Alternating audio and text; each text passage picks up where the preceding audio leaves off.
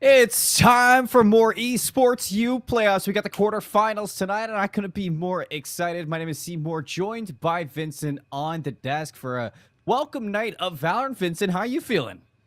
I'm feeling good, though clearly not as relaxed and chilling as you are because you were vibing when we came in. It's like just chilling. I love Yeah, it. I mean, I'm ready to go. I'm ready to see some Valorant tonight. It's going to be exciting. We got Columbia versus Fisher Rising A. Two teams are actually kind of running it back from the regular season as well. So I think we get to True. to talk about that a little bit more over the day. But Vincent, I Hold am on, hold on. loving. I have a question. Which Fisher team are we doing? They have like 12. I mean, Just that's for remind me. I need a that's for us to reminder. find out. That's for us to find out in a little bit. But I was gonna say I'm loving your complexity shirt, buddy. Oh, thank you, thank you. Running I it appreciate it. back. Hey, it came in yesterday, and I had to rep it. I repped it on the stream this morning. I gotta keep going. There's No, only I one love way. it. I mean, that takes me back into way back when complexity did stuff, but Whoa! but we're not talking about tier one esports here. We're talking about collegiate esports. We got to rein things into Columbia versus Fisher Rising A because Vincent, this is a big matchup for both of these teams. Winner gets the bid in for CECC Texas, so a lot on the line versus these two. And for the head-to-head between them, last time we saw these two match up against each other, it was Columbia who took the win.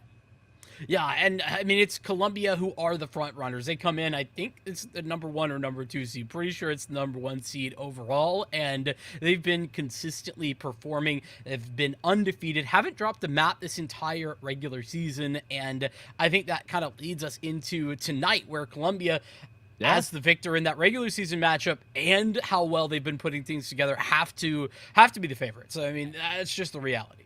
I mean, you have to think about it that way, but Fisher Rising A, I mean, there's a reason why there is rising in this team, and maybe today they're going to rise to the occasion.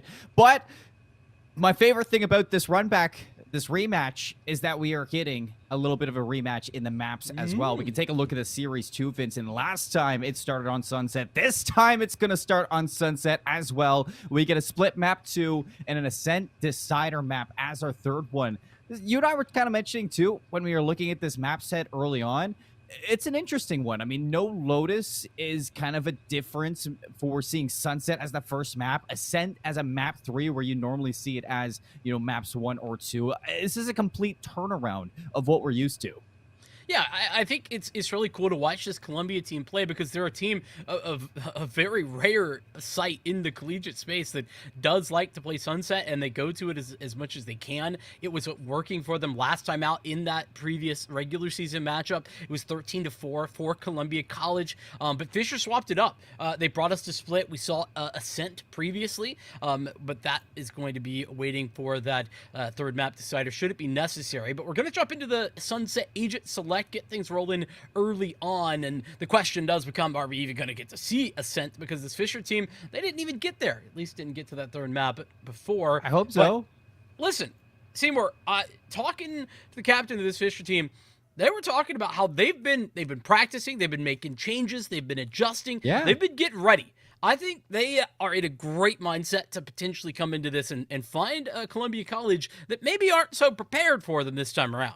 And you can put a little bit of favor into their side as well, Vincent, because they just beat Siena Heights in the round of 16 for this tournament. And the map set for that, Ascent, Split, Sunset. A little bit of a turnaround, but it was the Split and the Sunset that Fisher won on. The Ascent didn't go their way, but last time they met versus Columbia on Ascent, it went all the way 19-17. So I think Fisher, they've been feeling that will of revenge. They've been willing themselves to the finish line, and here they are. It's not quite I guess all the way to the finish line, but this is their next step in, I guess, solidifying themselves as a collegiate team.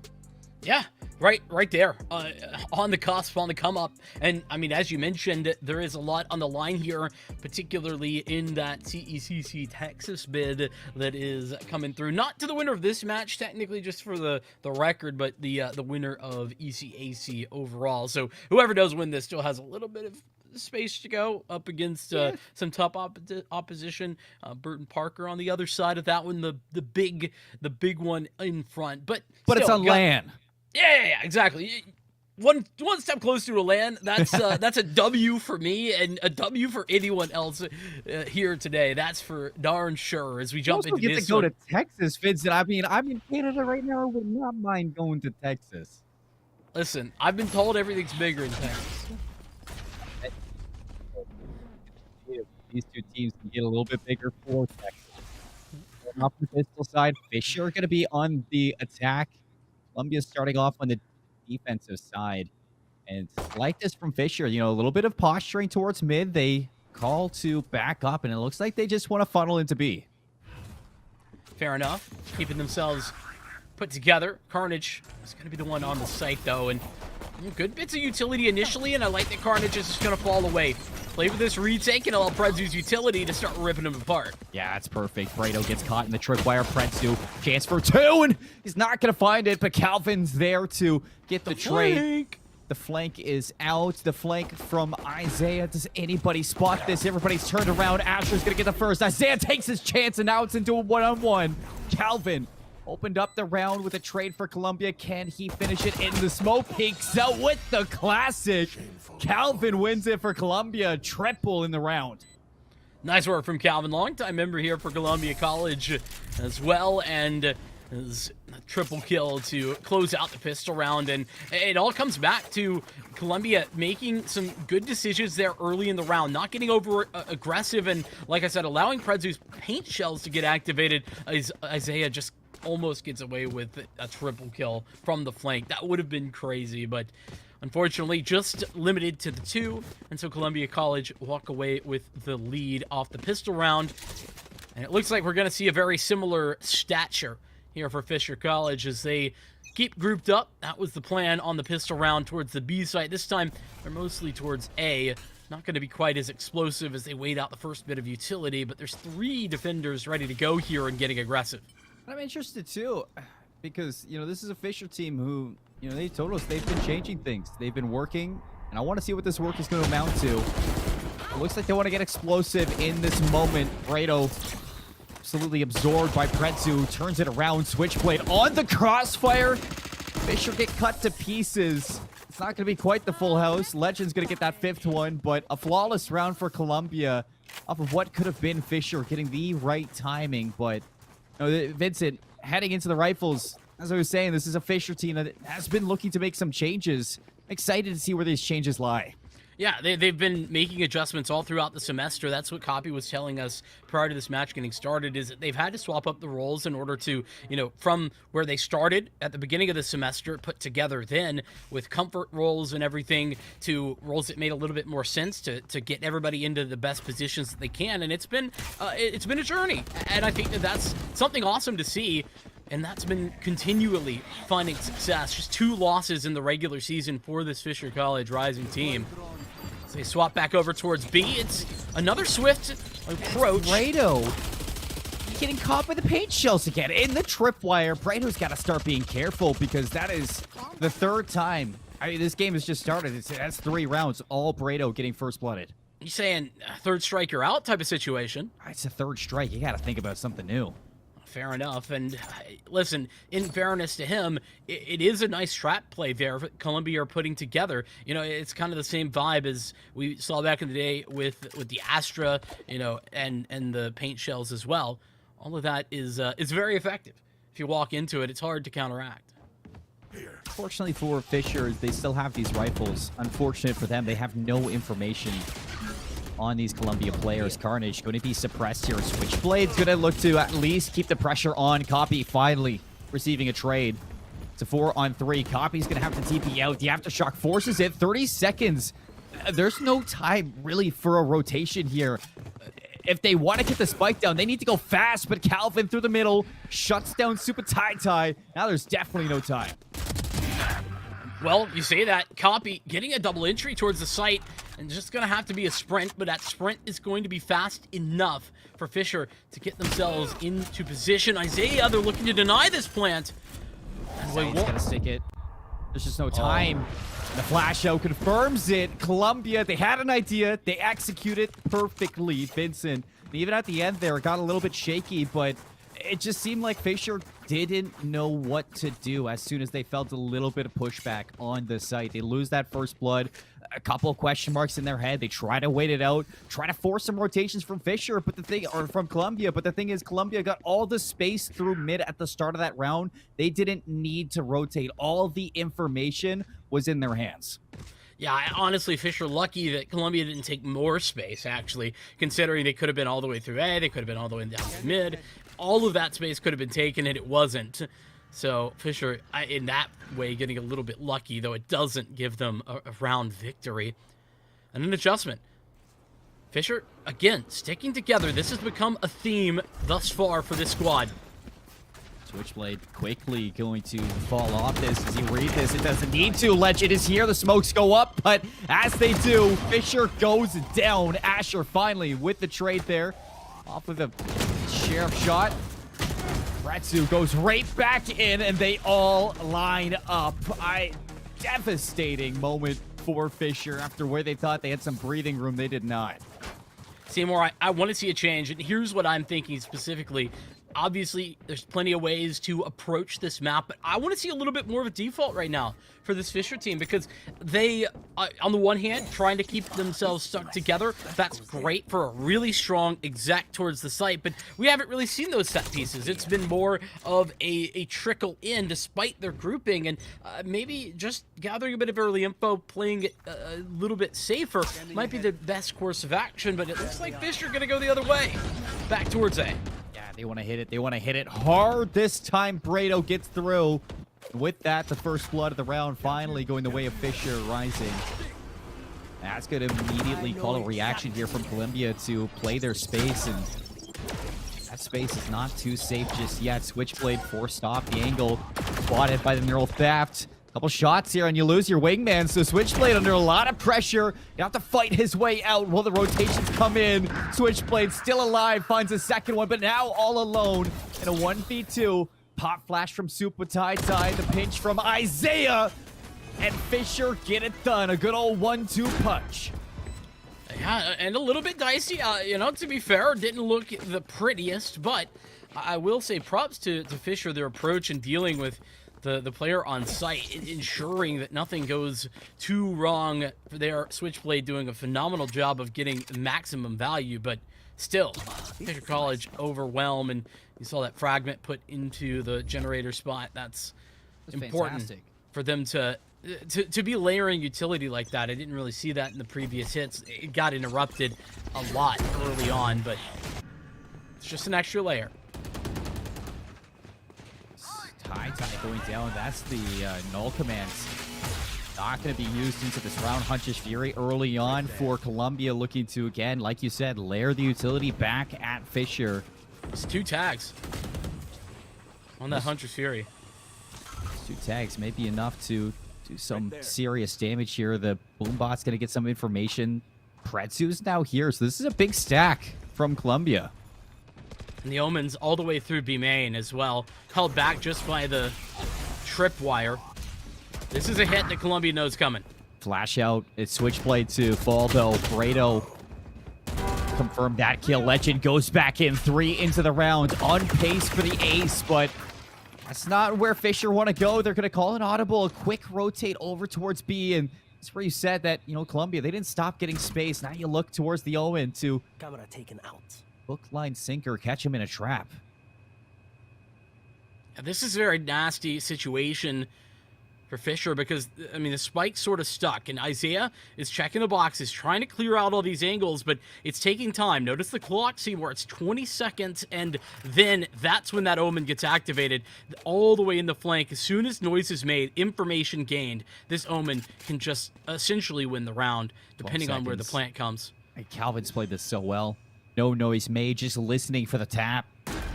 Plant is in, 2v4. Calvin's going to be seen. Asher on 41, barely alive. Nice jump spot, though.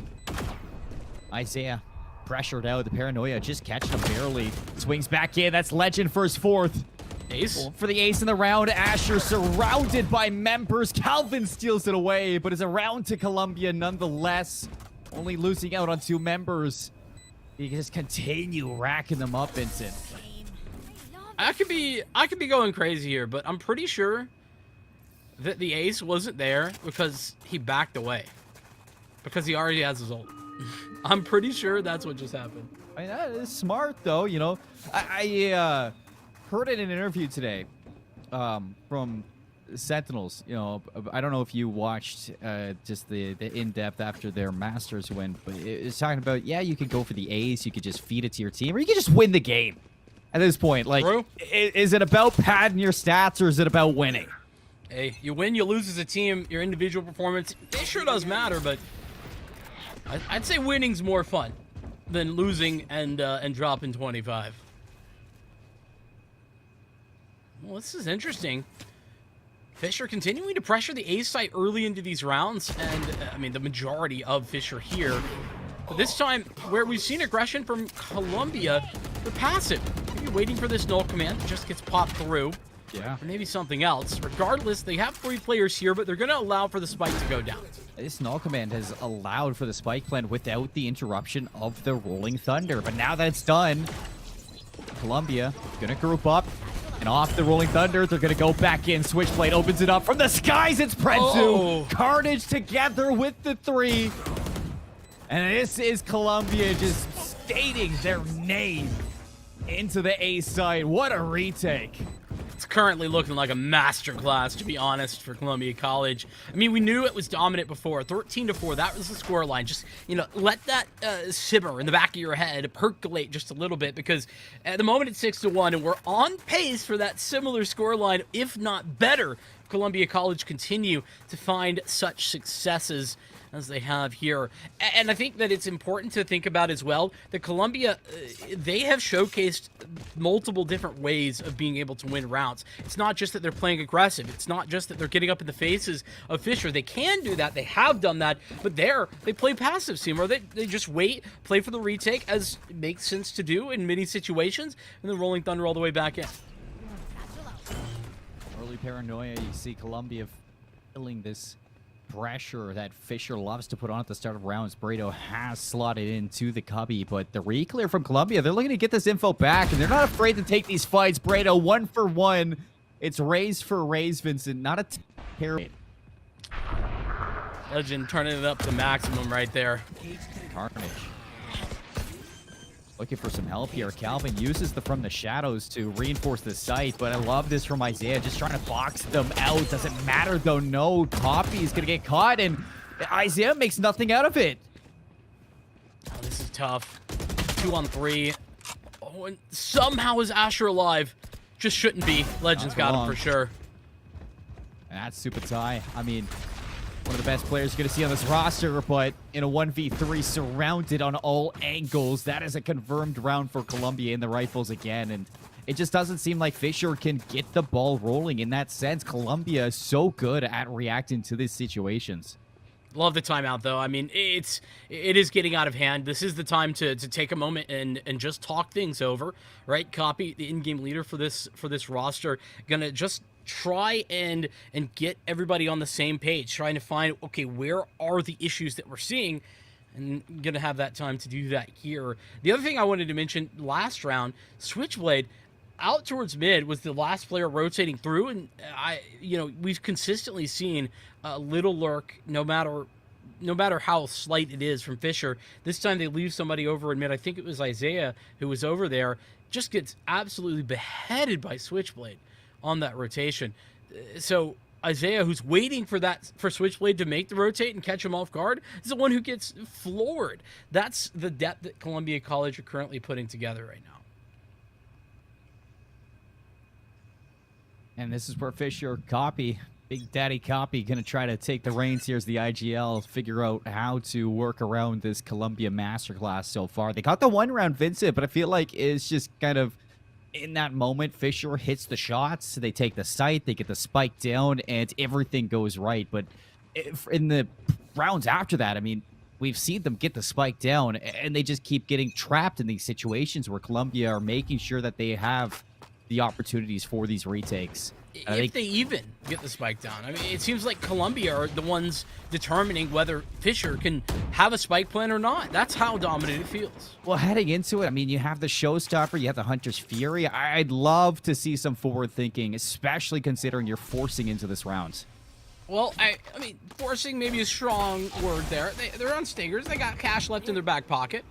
So, I don't know, making that heavy of an investment, maybe you want to save that for the gun round?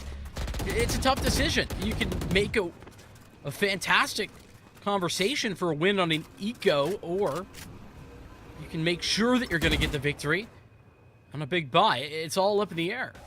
Fisher just get the owl drone out of position off of just solely their lives. Calvin's going to snuff things out, though, through mid. Brado and Isaiah line up for it. Switchblade to the clear. Copy, only one to find anything out of these sheriffs, and it's into a 2 versus 4. Smokes up the aggression again on top of the spike here. Switchblade, and he gets another one. It's just sheriffs that they're up against, but they are making it look so easy right now. Columbia dominant here, 8-1. Fisher, they're going to have these rifles yet again. They didn't opt to use any of these ultimates, Vincent, and they're coming up on 4 again. They have that neural theft once more on Isaiah. I'm looking at this team to fish for a blood, get that information, and determine which site they want. Yet to see this showstopper come out, and I think the Hunter's Fury hasn't actually been utilized either. Hasn't. So, yeah, 2 big ticket items, like you mentioned. It's time to utilize those right here and now. Not off the rip, though, by the look of things. And this is that default I was hoping to see earlier on, coming through after the timeout for Fisher College Rising. Time like the present. Isaiah, what a shot. Swings around. Calvin deleted. That's what the D in Calvin D stands for, at least in this round. That's going to be a call to wrap to A off the neural theft. This is it. They know exactly where to go. The only thing in their way is a red-hot Switchblade and a Hunter's Fury. Yeah, that's potential plant denial. That's the problem. Could be like a counter Hunter's Fury situation, but no. The Boombot's going to buy enough space and time. The Owl Drone will help do the same, and it's a 3-on-5. Yeah. Retake for Columbia is going to have to be perfect. Fredzu gets caught, and now you look to the gun. Switchblade still alive. Legend, 2 incredible players so far for Columbia. Can they get it done? The paranoia gonna slow things down, and Isaiah makes pressions through mid, so that is drawing a lot of the attention away from Columbia, burning this clock. But here's Legend to strike, immediately traded by Asher. It's down to 2. Crossfire through A main. Brado swings out, and Switchblade gets found. Brado, wonderful shots at the end. Fisher put it together, only using the neural theft. Yeah, that's huge. Like, essentially, they had all of those tools coming into that round, and I was ready to see them use them all, Seymour. I was down for 4 ultimates to be used there, and happy if they got the round because of it. Instead, Isaiah gets the opening pick, pops the neural theft, the over-rotation, caught off guard. Columbia moving back to B from Isaiah's pick, and Fisher rotate into A. Hold back the retake for free for so many seconds before they can even get into position. So Columbia caught for the first time off guard. That's good information through mid. Fredzu should be known here, but hiding away, looking for 2. Supa, tie shuts him down. Hunter's Fury early on from Switchblade. This time, not going to force away Fisher off that early success. They run it down. Copy finds the Zova. And Columbia with a minute 13 in a 2v4. Vincent, Legend is at A, but on the outside looking in. Columbia getting a little too creative here. I mean, in essence, the game plan that they came into this round with, not a bad one, but Just gives it away. They get caught off guard in multiple ways.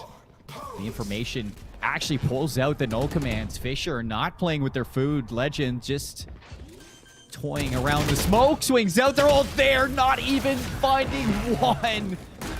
Tries to hit him from both ends with Carnage, but Fisher walk away with their lives. 3 rounds. And I mean, from the way that this began to the way that we're sitting now, Fisher have brought themselves back in this half. I mean, it's only been 2 rounds, but absolutely the style in which it's happened it's game changing. It's a lot more comfortable. Fun fact as well, 4 out of 5 players on 6 kills. Fun stuff. It's a team effort. That's right. Something dream work. Yeah, something like that. Columbia, because of their run of rounds, still have 1 last buy here for the final of the half. They've been off kilter these last couple of rounds, though, and an adjustment. Back to this buddy system situation over at A that's been very effective with him previously. And now that stockpile, Vince, you still have the Showstopper and the Hunter's Fury. I mean, Switchblades had 2 Hunter's Fury used. We still haven't seen one. Yeah. I mean, that is concerning, but at the same time, you're late into this half. If you don't need it, don't necessarily have to give it up. That gives the chance, maximum chance into this round. Predzu actually loses the timing. Here's the Showstopper out. Brado hunting for it. Imagine it's a blind shot into the corner, but it's one back. Oh, it's awkward. And Predzu gets clipped. What just happened? I love that Predzu's going for that, but that's not the time, not the place. Legend now, the pop flash. Brado clears it. And Switchblades out. It's Carnage. It's through the edge of a smoke, if I'm not mistaken.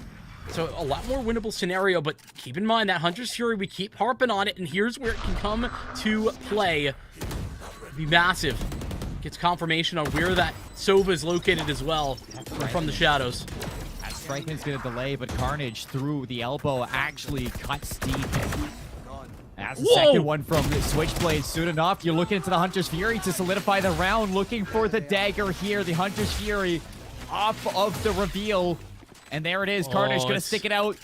It's so over. Dark's not enough. The defuse getting stuck, and that's gonna be a round for Carnage, stealing it away from Fisher.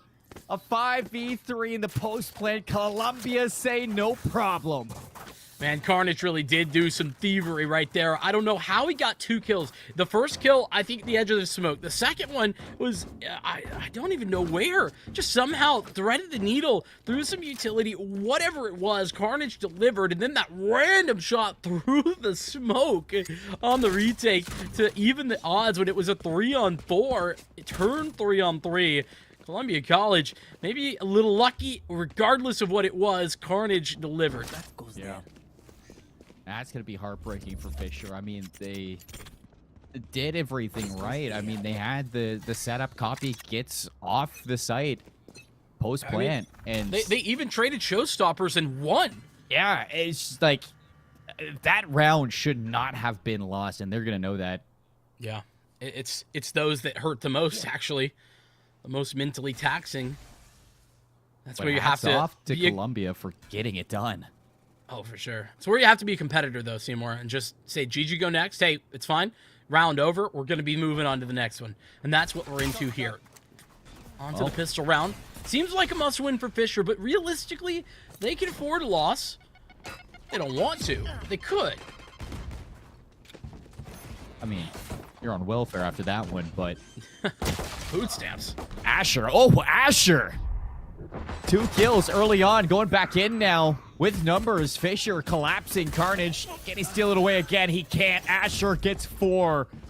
Opens up the second half with a bang, and that is halfway to the Hunter's Fury. No food stamps required. Who needs welfare? Fisher have got it on lockdown. They're picking up some pieces. A couple at the end of the half last time out. Now a pistol round to add to their display cabinet. Will be into the anti-eco coming up next. And this is where Columbia, with a couple of sheriffs in their hands, I know I'm being a little wild here, Seymour, but I think that this is where Columbia could really seal the deal, you know? Nail in the coffin type of moment. Their sheriffs are fantastic. Oh, I mean, this is Valorant after all. Sheriff and the want to win can go a long way. That's right. Oh, Columbia, good posture for mid. Open up the door to market. That's going to force some attention here from Supatai with the Spectre. Opens up the round. Now looking to escape. The fault line is good, but not good enough for a trade, Vincent. Nobody follows it up. It's the reveal that gives it away. Carnage all the way from B main. Asher, though, continuing to keep numbers. Owl Drone is going to force Calvin back. And, well, this is all going down. Calvin's looking for some real estate here. And a copy's going to sniff it out. Wonderful job from Fisher.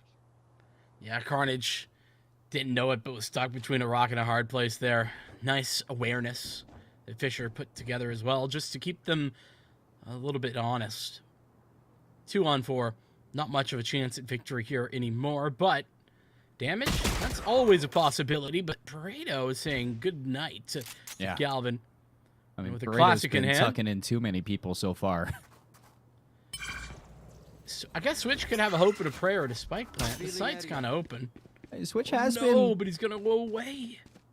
He's leaving. Switch has been one of the top performers for this, but 17 seconds, I mean, there's no time. You have to go to A.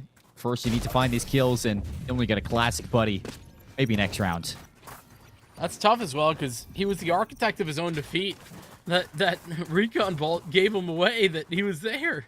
And he came back 10 seconds later to a occupied site that was once unoccupied. Now with a lot of unfriendly gamers on the defensive side. So bonus here from Fisher. That's actually not quite a bonus. They got a Guardian and a Phantom still. And they're on the defensive side. So really they can set the tone for where these Spectres and Sheriffs want to be. Can, and look at what they're gonna do. Whoa. They're gonna stack B. I like this call actually for Fisher.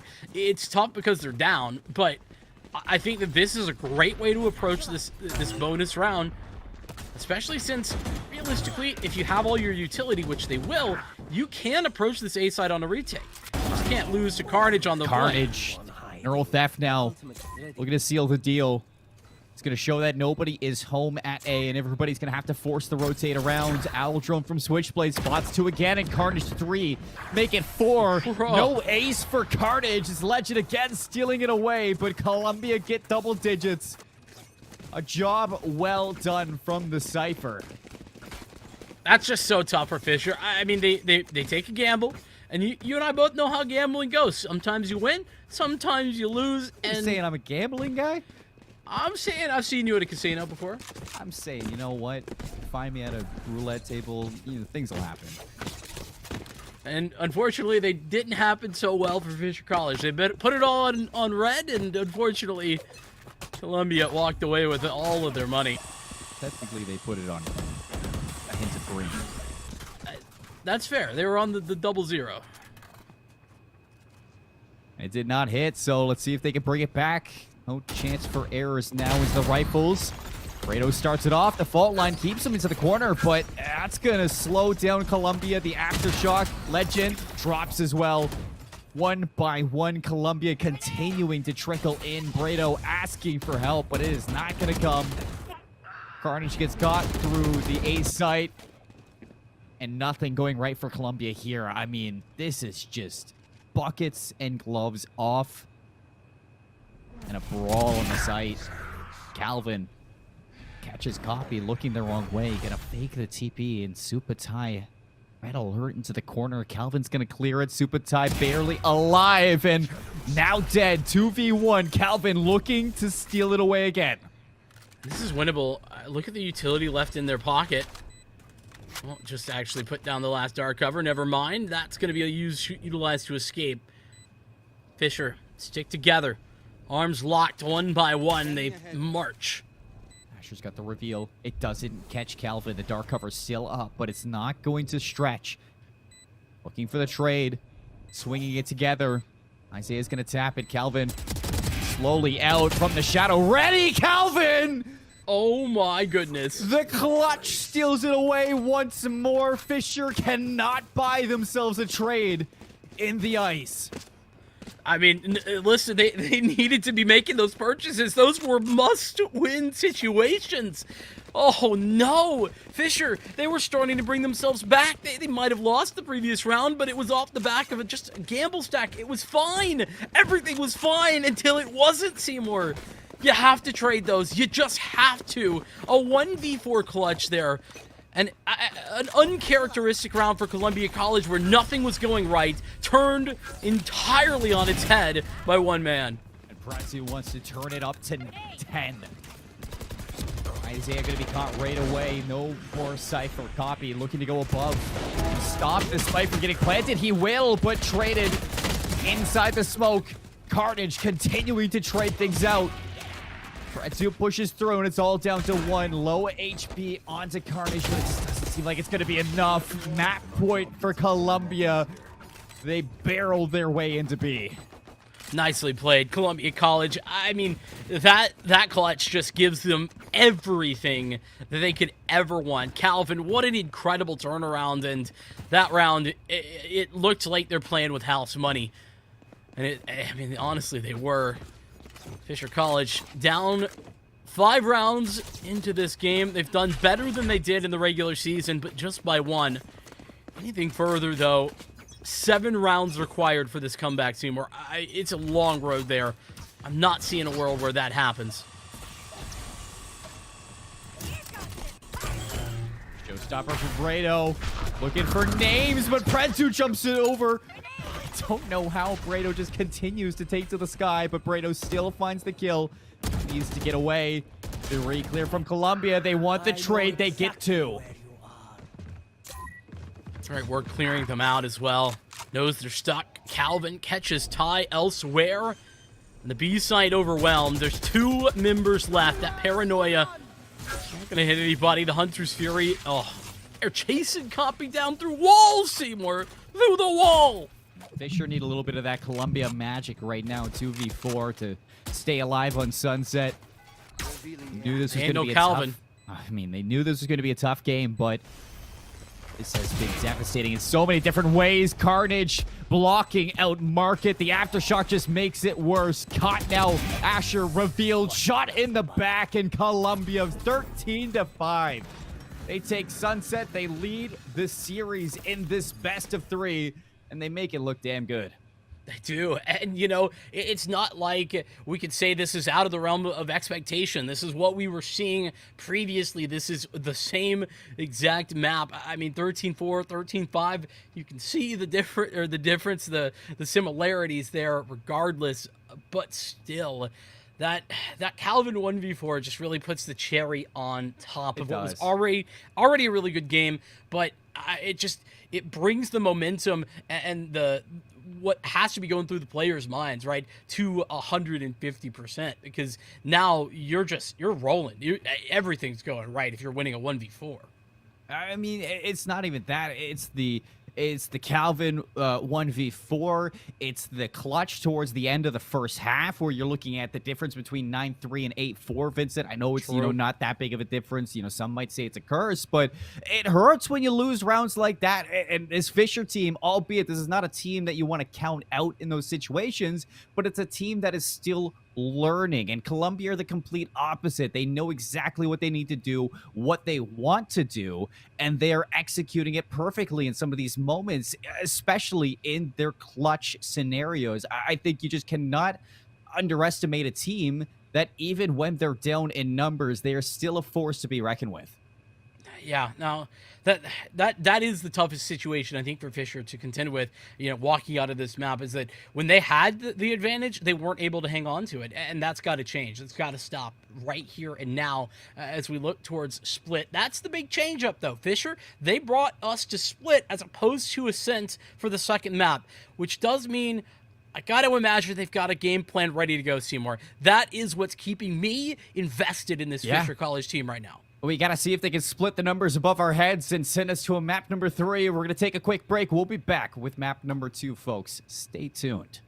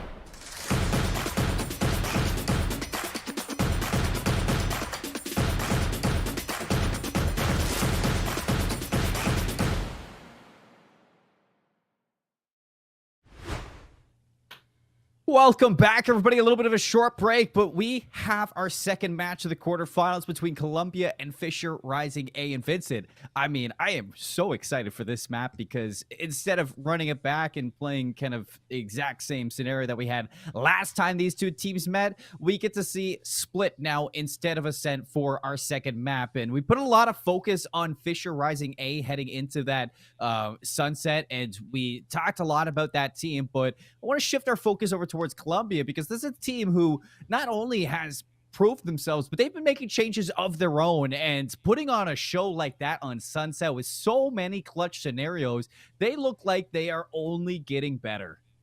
Yeah, I mean, they bring in Switchblade at the beginning of this semester, from what I can see, and it was a Columbia team that was already good. I mean, they've been flirting and even in the top 30 for, some time. They've been there, and then they fell out. Unfortunately, had some rough losses in CVAL that didn't really get them anywhere closer, but they're losing to teams like UCF, which is a really good team, a top 10 team. Yeah. So, they're good, but just aren't quite there.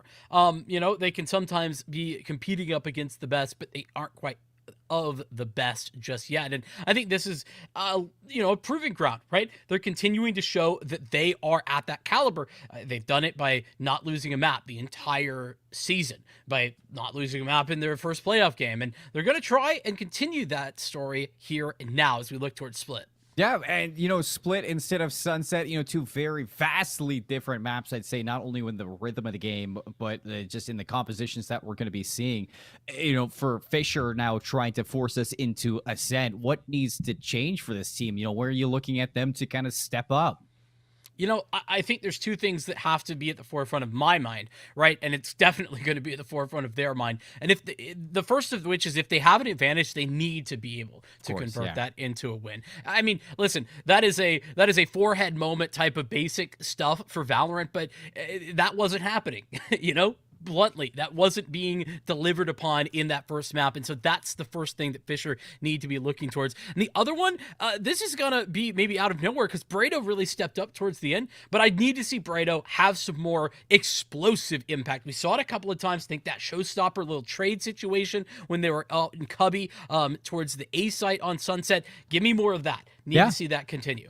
No, of course. I think Brado really stepped it up towards the end, but you still saw those moments weren't really paying off in round wins all the time. And I think that goes to the rest of Fisher to kind of follow up in those moments. I think Brado has been a star for this team when it comes to this duelist role, and I need to see it also excel to the next level heading into the Split if they want to see that map number 3. Last time they met up against Columbia, it was a 2-0 sweep for Columbia, and it's now Columbia on the doorstep of doing it once more. We look at what they've put together, and it looks like we're getting somewhat of a almost mirror matchup, just the difference being Predzu going to the Jet, Brado sticking with the Rays.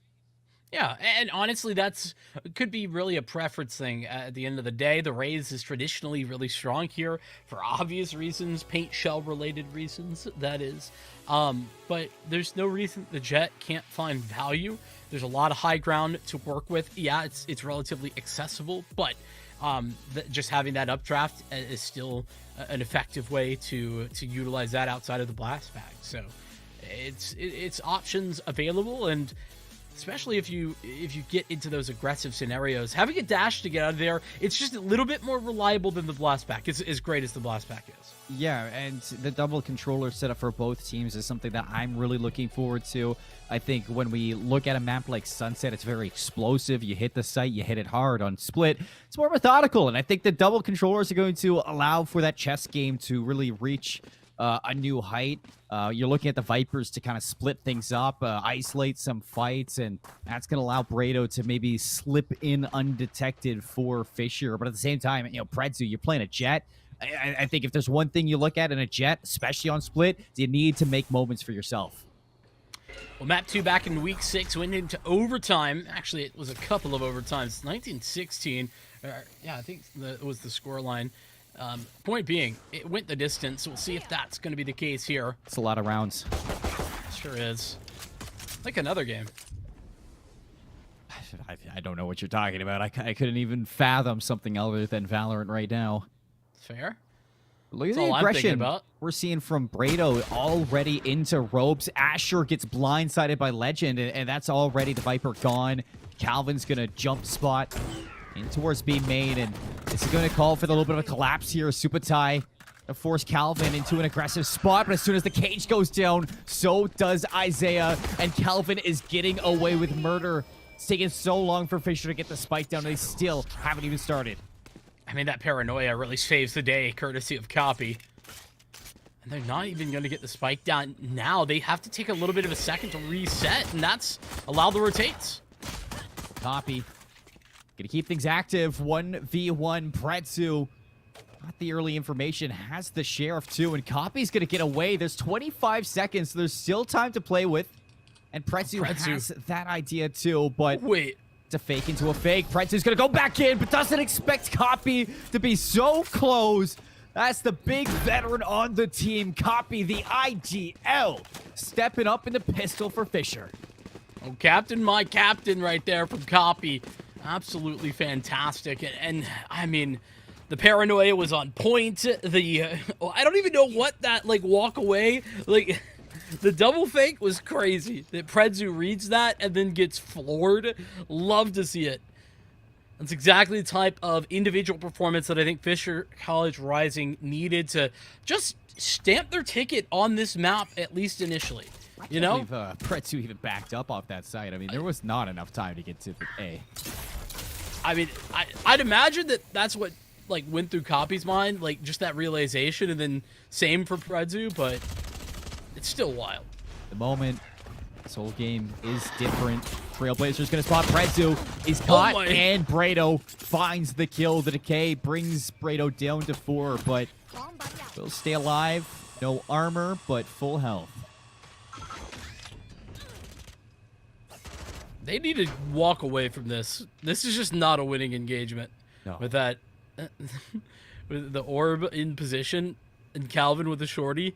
It's just death waiting on the other side. And it looks like Fisher have got the memo. They are headed elsewhere. Little fun Seymour fact. The Prelude to Chaos, the shorty, probably one of my favorite skins of all time. Really? It's definitely up there. Big Doom fan. Oh, camera. Enough. Oh, that gives it all away. That's the money shot right there. And now everybody's falling away onto site. Fisher continuing to layer things down, and the Sheriff isn't going to be enough. It's only noise made. For all that Fisher cares, Legend has repositioned. That spike down. Bulldog in hand. Legend gets a third. No way this falls away again. For the Thrifty, Calvin brings it into a 1v2. Isaiah not gonna land the shots. And I cannot believe it. Another Thrifty from Colombia. Hashtag not like this. I mean, just not like that for Fisher. I mean, again, I just got done talking about it, Seymour. The momentum and everything going their way out the back of that Copy clutch. And it just all fades to black. Just away from them in an instant. That's crazy. Fisher. And they're not even going to buy back. I mean... listen, I would hate it. I would call it a bad play, but a confident team rebuys here. I'm just saying. Pretzu. Oh, this isn't right. Walking through the wall. Asher expects it, but elsewhere, Switchblade continues to keep numbers. Supa tried to make a play with Classic. Only a little bit of damage done. 4v3 we're sitting in, but it is a Vandal recovered. Oh, this is nasty. Legend, he's timed this to perfection. Copy walks away, gets a little bit of running on that one as well, and as he evacuates, Legend's there immediately. Calvin still has another dark cover, so he can stop this one. Copy gonna TP in. Calvin's been so good in those moments. Another double kill. Switchblade gonna put the cherry on top, but and Colombia off of what was a Copy masterclass in the pistol round. Colombia have completely brought this back. And a storyline of 3 up at the top there, a Switchblade, Legend, and Calvin. Carnage and Pretzu simply haven't been required. They're here for decoration at the moment. And, I mean, if you're Pretzu, and you're on a duelist role, and your team is farming without you, you got to be loving it. You're like, all right, guys, just go off. Go off. Just walk away with those frags. I don't care. We're going to see Fisher into a bye round, though. It's their first of this type, and it's a Predzu op on the other side. I'm not sure Copy actually saw this cross. Predzu has arrived undetected, goes back in for seconds, and won't get the shot off. It's Super the trade, and Require's going to be caught by the Trailblazer. Carnage looking to deal some damage on the entry, but nothing landing. Asher, a second kill in the round for Fisher, and that was all the way at B, so Legend's going to have to back up. Take the attention back into here. Guiding Light flashes himself. Asher blind as a bat. Wow. Carnage gives numbers now for Columbia on this retake. Immediately it's coming. The camera's going to see nothing. Carnage up close and personal in their face. The retake is good. 2 staying alive. Columbia get their third. Nice spacing from Columbia there as well in the retake. It's a small thing, but it's something that a lot of teams might do wrong. Just getting Calvin has the back of his teammate just a step behind, but not too close, not too far, and allows for that victory. And as much as it was a bit dicey, I'll call it like it is. Legend, that wasn't pretty, but he got it done. He got it done in the end, dispatching with Asher on the flank. Fair enough. And that was what starts the ball rolling for the Columbia retake. 3-1, and that was the bye round. No op this time. Speaking of Predzu, a little bit ambitious on the second shot, but they'll still have rifles, and it's up against Stingers and Sheriffs. I mean, like, again, it's one of those rounds where Fisher do everything right in the moment, and then bam! It's all swept away. I know exactly. You get the op down, you get onto site, you get the spike. It's just you need to start following up with rounds win in those moments. Isaiah with a beautiful first blood. That's going to be a rifle now for Fisher. The neural theft as well. It's the information. Carnage is known to be here, and he's surrounded by players, but using the dark cover to isolate these fights. Only good for one. The spikes reach the site, but comes Columbia. Seekers as well. Asher gonna get out of that. Okay, this is a lot more winnable now. 2-on-4. From the shadows to grab some information, but I think that they might just want to walk through this as soon as the smoke goes down. And that's the plan. Around the corner, Calvin traded, and that is another thrifty. This time, Fisher, they say, how do you like them apples? And they take their second of the map. Okay, Vincent, we got ourselves a game. Well, unfortunately, it really wasn't so much apples. It was bananas and Predzu slipping on one. Very aggressive down mid. Didn't really have the backup required to make such an aggressive play. And on an eco, no less. Or up against an eco, no less. And that's what starts the ball rolling for Fisher. They close the distance well. And I think that's Columbia, for the first time this entire series, making a pretty big mistake that ends in a round victory. Not just a round victory for Fisher, but an eco win. A lot slower of an approach from Fisher. Most aggression ramp. Lupatai opens up the round there. Sky versus Sky, and it's Columbia now. Gonna have to react to this one. It's good information as well.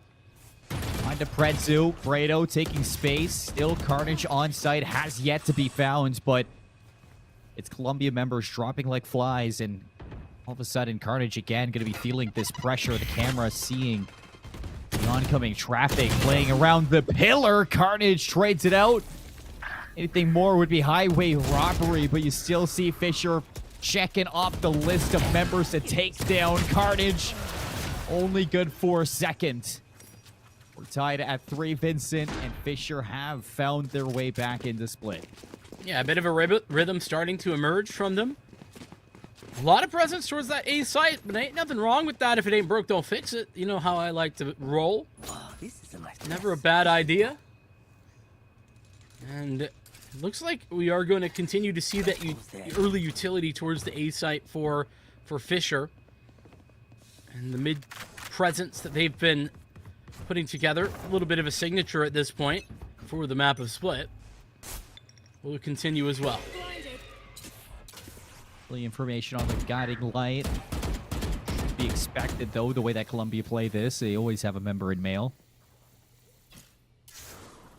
The wall up for Asher, who's been actually a really standout player for Fisher this map as the lurk.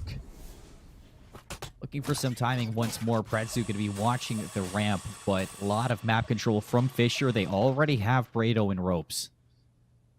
Yeah, this is nice. I mean, we're at the 1 minute mark, and this is exactly the type of setup you'd like to have as you're executing a site. And that's what's going to happen. You can see they're going to group up, setting the tone. As the toxic screen comes back alive, Predzu, a lot of pressure falls on his shoulders. Here it is.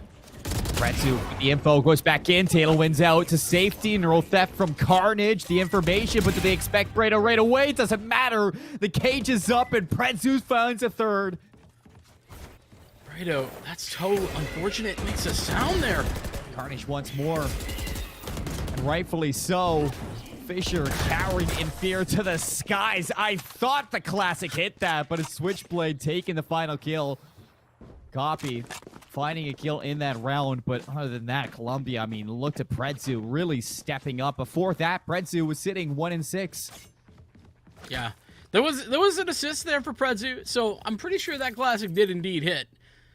It was just Switchblade to steal it away. But yeah, I mean, massive from Predzu. Love the off angle. I mean, you know, I mentioned a couple of over-aggressive moments here already, but this was a play that was precisely what was required to get them both. And a massive error as well on that flank coming through from the Rays. Needed to be silent, instead makes just a little bit of noise on the zip, and that's the end of them. Carnage turns on a dime.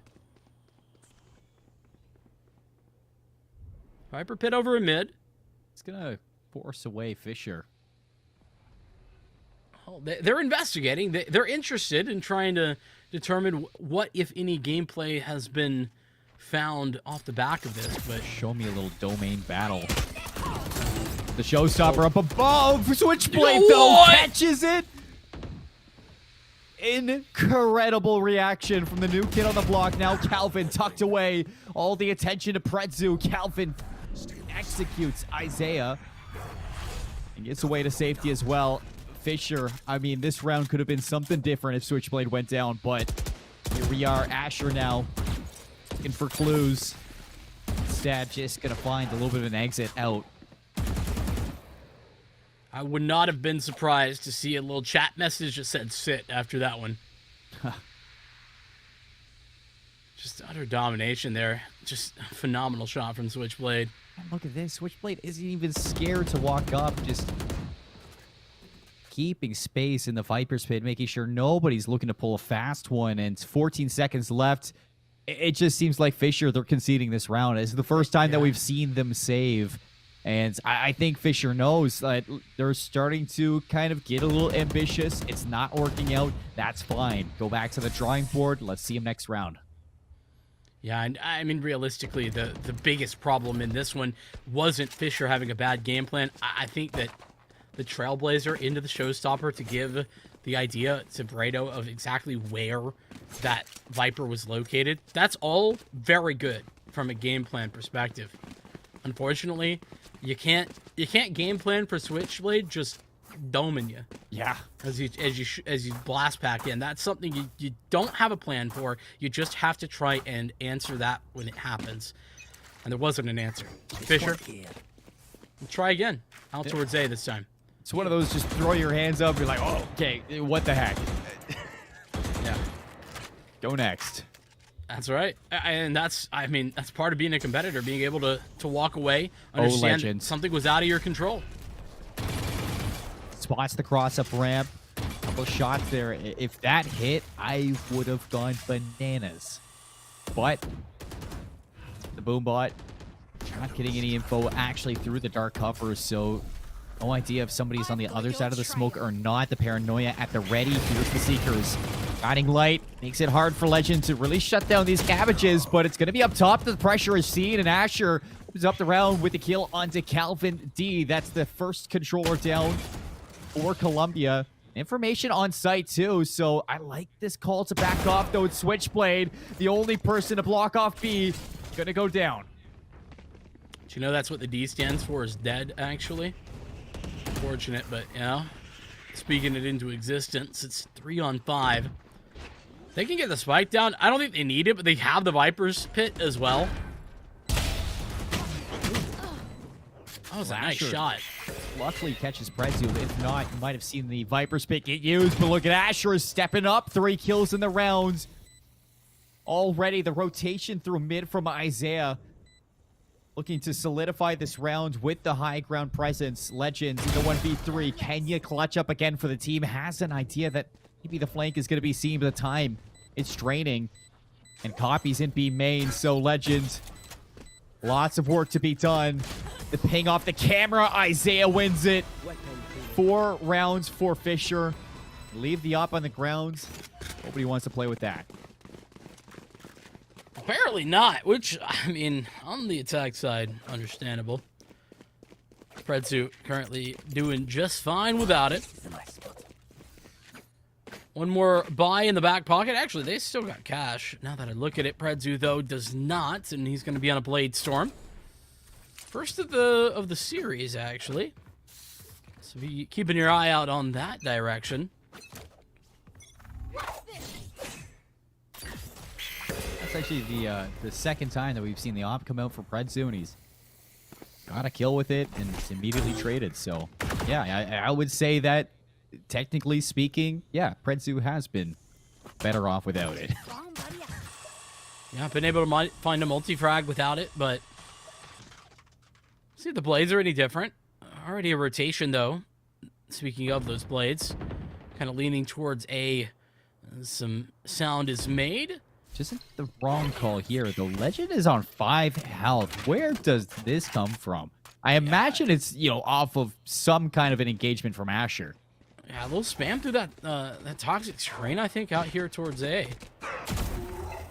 The only issue is that you're the one with the heal, so you can't heal yourself back up, and Copy gets the better of those blades. So ultimate's gone from the Jet. They have Heaven control, and they're gonna walk up the ramp and look to take the height now. Carnage backside gonna be seen. Brado, we're gonna take now flight into the back end here. Brado around the corner, swings it, immediately removes Carnage, and that's the sight gone. Viper's Pit's up from the shadows, shut down. And to make matters worse, Isaiah gets Calvin. I mean, they're so committed. I mean, realistically, 2v5, you think maybe you should just save, but they were already on site. Copy with a 3K. It's all a little tied up here at 5 apiece. And a timeout. The first of its kind here from Colombia in this series. Into round 11. They want to talk it over. Get some input from everybody and try and find out what's quite been going wrong here. And honestly, Fisher, what they've been doing really well is taking early map control. They're defaulting early well.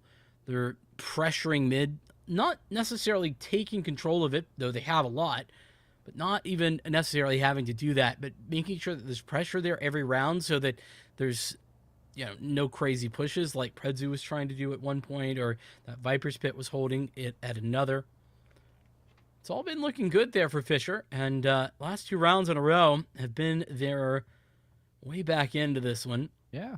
And, I mean, at the start of this, you were asking, you're going to split as map 2. Obviously, Fisher have a plan. Well, what's been the difference from Sunset into Split? We've been seeing so much more proactivity when it comes down to these ultimates from Fisher. On top of everything, you're seeing the whole team step up in a lot of these opening engagements. Brado was the one to make that opening play on Sunset every single round. This time you're seeing Asher, Isaiah, Copy, everybody try to, you know, pick up the load. Yeah, not only that, I mean, you mentioned Asher on the lurk there, but it was Isaiah last round that was cutting off rotations. Everybody seems to be delivering. Asher just barely gets some information on the player ramp, so gonna know the pressure's in, and gonna call for the rest of the team to take their battles elsewhere. Asher tucked away, looking for 2, looking for maybe all 3. It's the Judge. Of course it's the Judge. Legends bringing out the taboo weapon to win that fight, but I think you meant best gun in the game. Thank you very much. Taboo in my eyes, at least. So, Carnage, mini op in hands. Let's see them headshots. Tucked away in the corner, hearing all the info, calling for Legend, who now has a rifle to hopefully answer with a couple kills here. But Carnage, nice shot. Only good for the one. Legend know exactly where the sky is, and the trade's effective for Fisher. They take the lead for the first time since the pistol. And it's all off the back of some incredible plays from the team. Asher, again, the lurk pays off for 2. You know, I was just about to, like, my brain was thinking, oh, Fisher have just got the lead for the first time this series. That's how disconnected this whole game has been from their pistol round win. Yeah, they win 1, they lose 3. Like, doesn't happen very often. No, not what you expect to see, but a resurgence here. Last 7 rounds, 5 of them have gone Fisher's way, and it's a gun round to finalize the first half. We're going to see much the same as we have been the entire half. Fisher spread out, default. You're going to have 3 players towards mid. Control at the extremities, and what was that satchel for? Just in case somebody's in the orb. You know, you can never be too in the sure. orb. Oh, I'll be honest, I didn't realize it went in the orb. I thought it went down, like, below. You got your glasses on, right? My bad. Hold on. I put them back on. Yeah. You know, listen, there's a lot going on and missed something. All right, give me a break, Seymour. No. Never. No. Never. Alrighty then. That's how it's going to be. I understand. Okay, remember back on Sunset, last round of the half, you were looking for 8-4. You got a 9-3. This time for Fisher, if they can walk away 7-5, that would be fantastic. But in the tripwires, Switchblade is going to catch them. Copy now looking to turn the tides of battle, and Asher is going to be the one to equalize. Copy removes Carnage, and we're in a 2v2. But already Columbia here to pick up the pace. Pretsu on site. Shuts down the player in the back. It's all up to Supa, but Calvin says no. We're staying tied. We're keeping this game all the way to the end. And fair enough. I mean, Copy did everything humanly possible to bring that one back.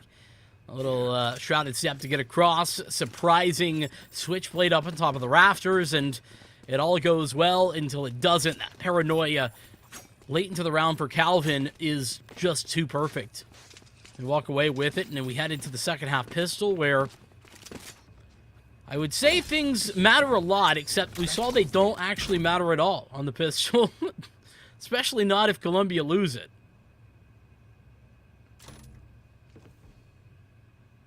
Is this 5A? Send it? Why not? This is actually good news for Fisher, because that's where they have all of their Cypher utility, and they're playing off-site. Which means that if this is just a commit A for Columbia, they're going to get the site, but they're also not going to lose life. These teams have been going back and forth for pistol rounds. Last time it was a quadruple kill out of Copy to win it out. This time, who knows what kind of party we're getting here on A. The Cypher utility, it's gone. The spike going down, and now Fisher going to have to play this retake. All according to plan thus far for Fisher College here in this one. To be fair, this is exactly what they were game planning for. Trying to wait out that toxic orb is not ever fun. No. The healing now from your Sky. Guiding light around the corner. Brado, little path being blazed out here. Copy's going to catch the paranoia, still wins it out, and it's a trade fest now. Legend keeping things even, 3-on-3. Nobody off-site, everybody on-site for Columbia, and Calvin continuing to wreak havoc on this round. Calvin gets 2. That's going to be Columbia winning the pistol of the second half. Vincent starting their attacking side off strong. That was a masterclass, Seymour, in how to bait swing with your teammates. I mean, every single time, Columbia just one player swinging, another falling back, and that same player coming back out for the trade. That was beautiful. That triple crossfire with the elbow and the box there on site. It was just chef's kiss perfection. Columbia College, they have not found 2 pistols in a row, but it certainly feels that way. Oh, does this look like deja vu to you? It certainly does to me. I think I've been in this place before. I certainly have. A little stack towards the A site here for Fisher, and it's a B hit for Colombia. And they're all sending it. This time it's on an eco, to be fair, not a bonus, but they shall all be running down Carnage here in a moment.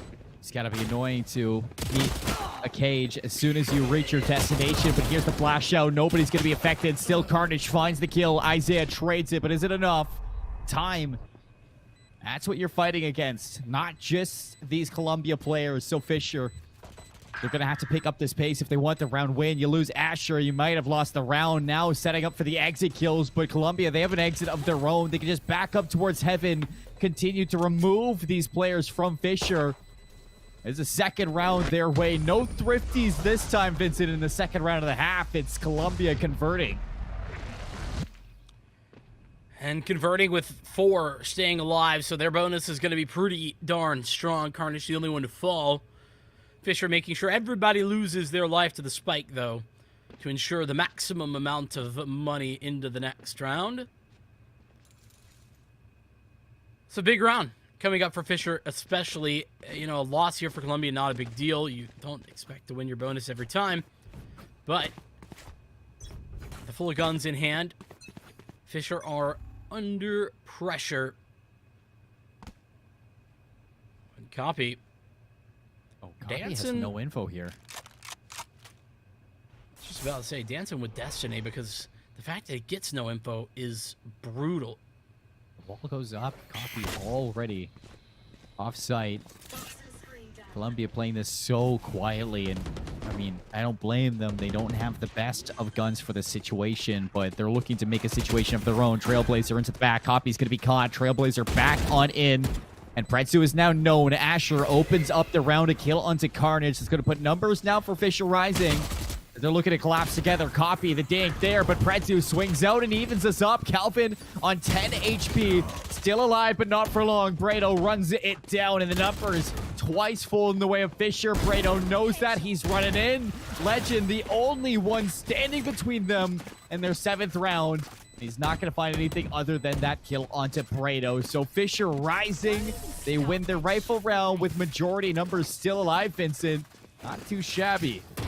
No, not at all. And, you know, that passive play on the site, it really could have come back to bite him, especially if Copy had overextended, maybe tried to play through the dark cover or off the back of the Trailblazer, but instead the patience pays off, and they're able to walk away with that 3 players surviving. As you mentioned, majority, that means the money's building, and not only that, Colombia feeling the pressure of those bonus weapons. You know, if they have maybe not 3 stingers, then that's a different situation in that post plant. But instead, it's looking pretty easy for Fisher. Legend, wow. Wow, I don't even think they saw Brado. No, just spamming the smoke. How And did Asher get that kill? Yeah, shouldn't have gotten that kill, to be honest with you.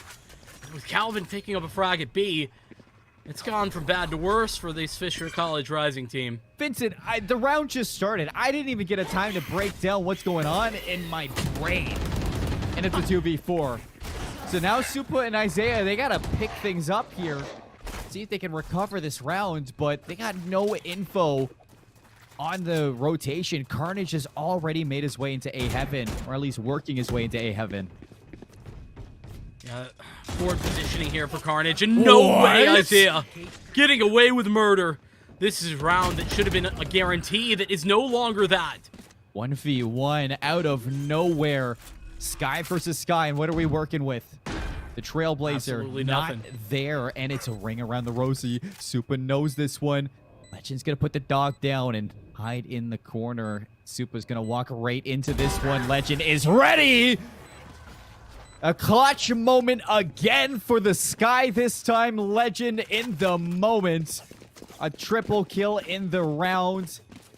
It's such a heads-up play, too. You use the Trailblazer, Vincent. You see nothing. So, you know, you put the utility away and you trust your gut.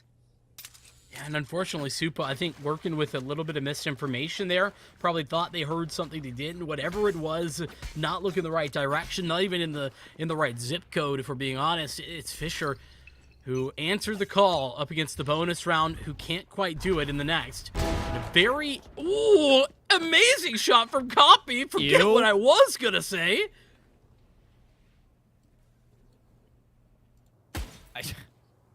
I don't even know what I was going to say. Do it again. Oh, okay. My bad. Well, here we go. Okay, the trade that Predzu's looking for. That's the Seekers now called in from Colombia off the clutch. And they know exactly where the retake is going to be coming from. Players in heaven ready to jump out. Trying to make these moves, though, up against rifles this time. It's a difficult story. Maybe not so difficult if you find those kills. Asher and Isaiah, rifles of their own. The From the Shadows is going to give the site up, but it looks like Colombia want to play through main. And the Seeker is going to give that away. Paranoia not going to hit the mark. Asher and Brado stand up tall. They stand on the front line ready to fight. Isaiah sticking the defuse out. There's plenty of time to collect these guns. Make sure you are ready for the next round. But again, just like earlier on in the first half, a little taste of their own medicine when it comes down to thrifties there. Fisher demonstrating the capabilities of these individuals, Vincent. This team that has been scrapped together this season, molded into what they are now. You know, at one point, it may not have been a worry for Colombia, but here today, they're trying to put them in the blender. Colombia currently getting blended up pretty good in these last couple of rounds. Yeah, they've traded, but down to a 1v1, and then that retake looked beautiful. I don't even know how Asher and Isaiah got the opening 2 engagements towards the site. And Brado getting away with murder there. Can pop the paint shell as well to force them away. Legend getting some timing here. Asher has no idea that the frenzy has snuck through. That's a rifle for Colombia. The only member at A is going to be Isaiah. Although, no neural theft really in position here from Carnage. He's trying to get there so he can use it. That's going to give away the positions.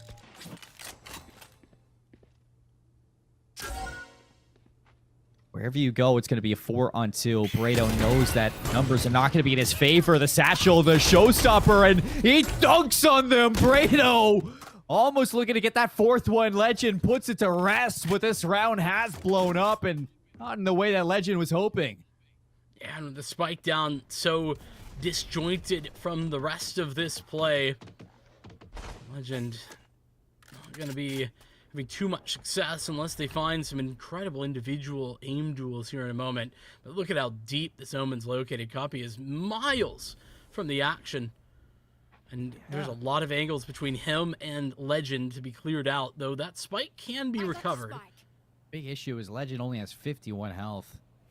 I mean, yeah, that's true. But getting a spike down, which is being allowed right now for Fisher, props to them for making this decision and just sticking with it. But that does give a slight chance. You know what this actually gives? An alt point off the kill. And a defuse alt point as well. Legend, though, not going to expect a second one. So Isaiah's going to get one step closer into that neural link, or neural theft again. My thanks. And a second one off the defuse, too. So, although, you know, Fisher, they give up the plant, they get something in return. Cage triggered. Has that been something you're looking into? Getting your brain, like, neural linked into the internet or something? Saw that they did that recently. I don't know how I feel about it. Wait, actually, for real, that's not just a movie? I thought it was just a No, movie. yeah, they, you know, there was, This goes here. I saw, you know, I didn't look into it too deeply, but I saw the, you know, the headline of an Sounds article. like you were. I saw a headline of an article, and it's somebody in a wheelchair got a neural link to actually use it, and they played games with it too, video games. Oh, okay. Hey, games are pretty sick. Columbia College got to get back in the game. Head's currently out of it. It's 9-9. Yeah, walking away with 2 rounds in a row now, and hello. The camera being spotted out. We've not seen a lot of A-centric approaches here for Columbia. They've mostly been worried about mid, late hits towards B, or more aggressive hits towards B. One or the other. Isaiah strikes first. Predzu gone, who has been a little bit silent this map. You know, had his moments, especially with the operator, but recent on this attack, haven't seen too much from Predzu. Calvin on the outside of this Viper's Pit gonna go in. The timing just barely off. Calvin gonna paranoia. Asher still finds the kill before dropping. Could have been a whole lot worse there. Love that approach, though, from Columbia, right? Trying to make your way through mid, that's just never going to be working. Not against the Viper's Pit, especially when there can be 2 or 3 defenders there. Instead, they're going to group up, get through tower, find that flank, and then crunch towards the Viper's Pit to expose it. It does leave them at a disadvantage thanks to Isaiah's phenomenal shot from heaven, but it's still a great way to expose mid control. Here we go on A. 2 members, no 3 here. From the shadows. So Switchblade in a 1v2, 3 seconds. No. There's no time. Copy not going to leave it up to chance. 10 rounds for Fisher. They pulled things back, Vincent. As we look back, that's 3 rounds in a row. In the second half now, 4 rounds on their defensive side. And it's been a whole lot of success coming out from a lot of these players, especially you look, I mean, Isaiah, 14 and 12, not at the top of the scoreboard for Fisher, but has some very impactful moments in these rounds, especially in what you love to see from a Cypher. I mean, not to mention the clutch captain himself, Copy. Asher has been incredibly consistent. Yeah, it's been a team effort and beautiful to see, but the news keeps getting worse here for Columbia. Their money, it's busted up. Yeah. They gotta, I mean, they do have the blades. That's, I guess, the big win condition for this round is the Blade Storm and the fact that they do have the site for free. And they have a Viper's Pit, too. Oh, good point. They can maybe box there's a these couple fights more. in. And Pretzu's going to open up with a kill. That should be a gun recovered, too. And he's going to go up the guiding light, perfectly placed, and that rifle does get picked up. Copy finds the trade, but that's lots of damage done. And an exit strategy as well from Carnage. Isaiah gonna have to read this one, and I think he will. Now that they see that camera, they have an idea that Carnage is gonna be playing out here. Just listening, the Viper's Pit on site makes it hard to find these members, but they don't have the time to deal with Carnage, and they know that. Carnage listening for his chance here with the Stinger, collapsing from behind. Legend on the inside with that Stinger, takes down Isaiah. Now it's all down to Asher and Copy, and the numbers, the health, the time, nothing in the hands of Fisher. Everybody dies on Columbia, but they get the round. They keep us tied. I mean, who the hell cares? They were saving. It doesn't matter. The blades are gone anyway. There's literally no point. And yeah, they could have recovered additional weapons, but they have money anyway. This is massive. What a turn there for Columbia. Off the back of the Blade Storm as well. Excuse me, Predzu, who's been hot and cold. I mean, listen, it's been good when it's good, not so great when the struggles arise. And I think that Predzu has had some really high impact moments, but they've been fewer and far between than I would have liked to see. But that's when you need them to show up, is those big impact moments, and that was last round. Yeah, well, again, Columbia just showing that they're never truly out of this map. Even at a deficit, even after Fisher puts together, you know, round after round, they still fight back. And they win the unthinkable Trailblazer here. Predzu now looking to follow this one up, but really get the kill. He does not. Isaiah pinches together, but Isaiah doesn't get the kill on the... Oh, Fisher kind of falling to pieces here. Separated on both sides. It's all up to Copy. Clutch himself to make this difference. He gets one. Copy a second one. He brings it into a 1v1 again. Legend. Job done in plus on there for Copy. Soup is on the fast rotate. Quick on the flank. Should be expected to a certain degree, but the time is what is of the essence. And Legend's position here, it's just a straight up duel. It is a straight up duel. No utility. Just guns, and Legend's okay with that. Twice he has to face Supatai in the 1v1, and twice Legend's gonna win it. For Columbia, that means the advantage. And the flashbacks continue, my friend, because remember, last time Ascent, it was overtime. Columbia edge out after many a try. And at the moment, it's 11-10, a gun round up for Fisher College. It's not great economically for Columbia. Guardians ×2. The win that what matters. And Colombia have just a 1-round lead. But here, let me do some hypothetical for you. A loss here, Colombia money reset, and that's 11-11. Wow, my eyes are Over down. cage, Isaiah's going to get the info on the pressure up ramp. Ty, that was through the cage. That was all the way from screens. Yeah. Hello. Oh, I don't think Isaiah was really ready for this one. And now that's going to give up a little bit of space towards heaven. Scuba Ty feeling the pressure here. Pretzu gets around the corner, 87 health. Now Ty in trouble. Calvin's going to remove Ty from the site. And 50 seconds for the retake. Asher's got to play their life. So, man advantage once again here for Colombia. It was Copy who did the job last time. Put him into 1v1. Gonna need to deliver again. Oh, and timing. Not expecting Switchblade in the corner. Colombia woken up. It's like there's a beast inside them, and Fisher did not want to face this beast. They had it at bay for so long here on Split. And that beast was ready and present on Sunset, but went back into the cave for a moment. And now back when they truly need it. 3 rounds in a row for Colombia off the back of a round they really should not have won. And now they look at putting Fisher down in a 2-0 fashion, winning the bid to CECC and stopping what has been a big moment for this Fisher Rising team. But that moment, it's falling. And Vincent, it's disappearing. I mean, it's about to be gone if Fisher College can't bring this back ASAP. And they're losing member after member. The site, it's B, and it's fully game for Columbia College.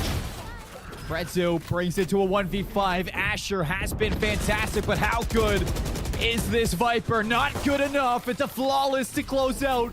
13-10 Columbia. They run it down B. They take the bid. And we'll see them at CECC Texas. Oh my goodness. I cannot believe that Columbia just come in there. I mean, they look like they're up against the wall. It's like 2 rounds in a row that they've been losing, and they just come out and they start throwing punches, haymakers left and right, and then towards the end of that, they complete what was building there for the last couple of rounds. But oh man, a Fisher College team that looked good, looked like they were right back in it, only to be smacked back down once again. Yeah, I got a little ahead of myself, Vincent, thinking, you know, this was their ticket to CECC. It looks like I a little misunderstood everything. And they still got one more game to go. They still got the winners final now, but, you know, they're on their way. And Columbia, man, this team is impressive. No matter how much pushback they face in these maps, they continue to still have presence. They continue to still react and change up. And I think that this team, I feel like we still haven't seen the best out of them. I mean, Columbia, they looked good, made mistakes, but they came back. Yeah, I mean, they put it all in the server. And I think that, you know, the fact that we saw such consistency across the board there from Columbia was really impressive towards the end of that game, especially. I mean, everybody was kind of having moments.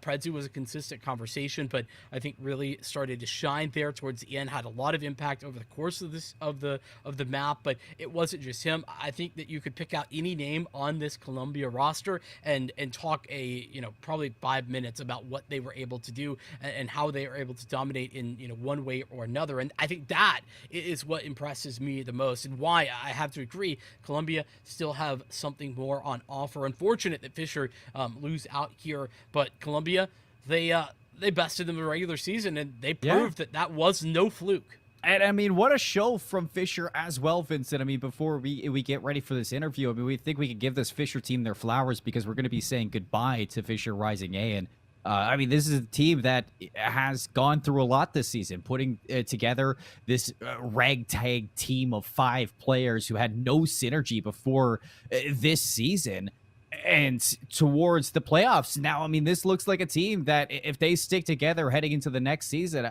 they could make waves. Yeah, I mean, absolutely. There's no doubt about it, and I think that there is a realistic world. I mean, this is a team full of young players as well, with the exception of Copy, who's getting ready to graduate. Everybody else is a young player ready to kind of take those reins, continue on, and that's beautiful to see. Building in for that next semester and continuing on, even if things are done here for them for the spring.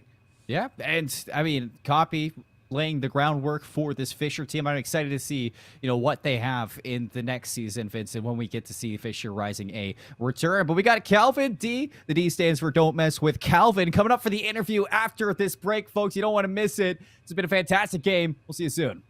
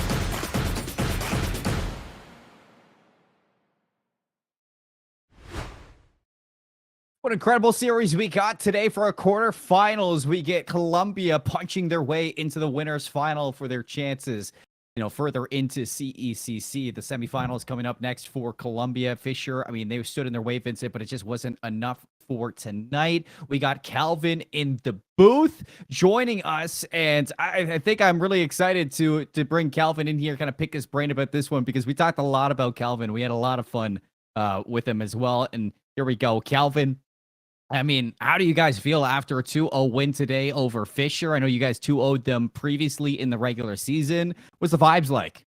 Yeah, no, we were pretty chill throughout the whole thing. We knew that we played them before, so like we weren't too worried. For some reason, like Copy is just amazing against us and just like always has games. Like he dropped 30 on us the first time that we played them. So he did it again, or he just had a really good series, and that's kind of like the one thing that kind of like that. And we gotta be careful of that. Kind of it. Always All right. stepping up, it seems like, to Colombia, Vincent.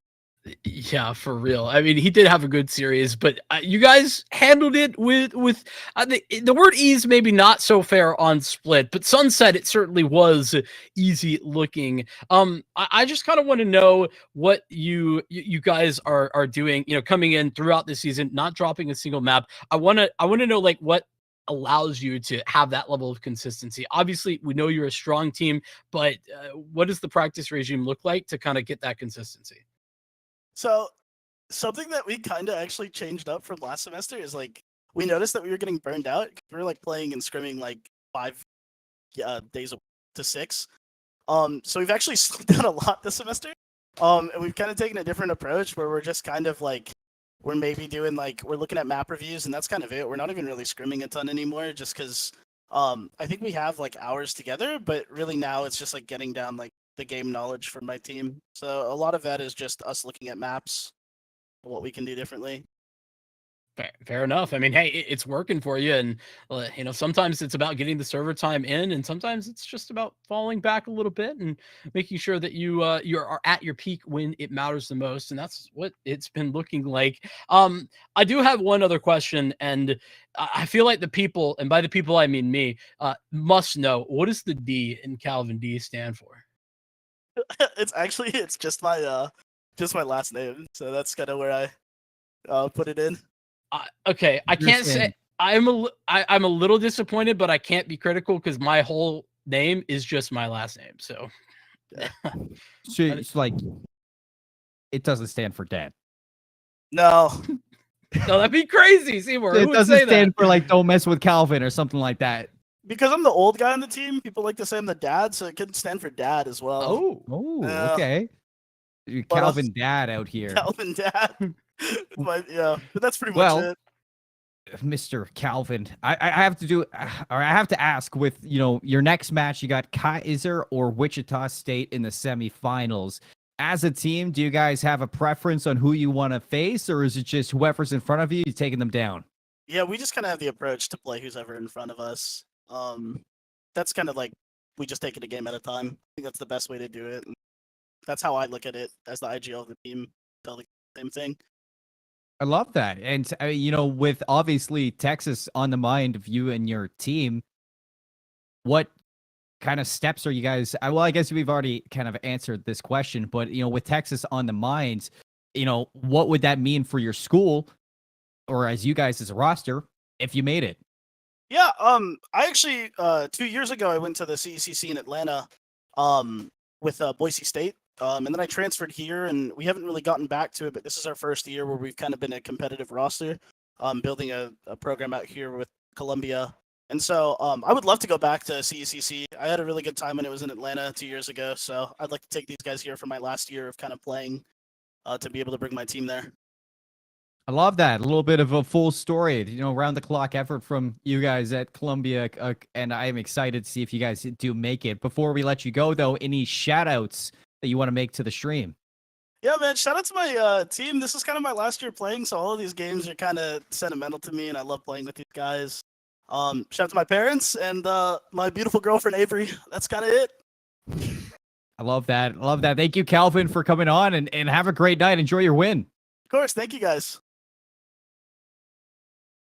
Well, Vincent, Calvin, I mean, he comes on, shares a little bit about the knowledge over in Colombia. It seems like they know exactly what they want to do. They know exactly what's on their mind. Texas is on their minds, and they're ready to get there.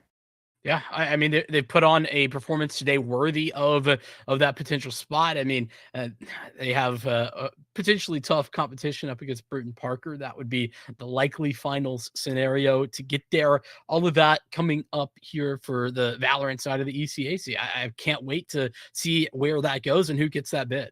Yeah, no, neither can I. But for you guys, if you guys have been enjoying some esports, we're not done for the week. Tomorrow at 7 p.m. Eastern, we get the ECAC Rocket League quarterfinals, Florida International University versus Wichita State University. And then at 8 p.m., we switch things over to the ECAC Overwatch quarterfinals, Florida Atlantic University versus Fisher College Thieves. So we get Fisher back on for some Overwatch tomorrow. Make sure you're following Esports U, showing up and enjoying these streams. It's always a lot of fun here. Until next time, folks, take care. Have a great night. We'll see you tomorrow.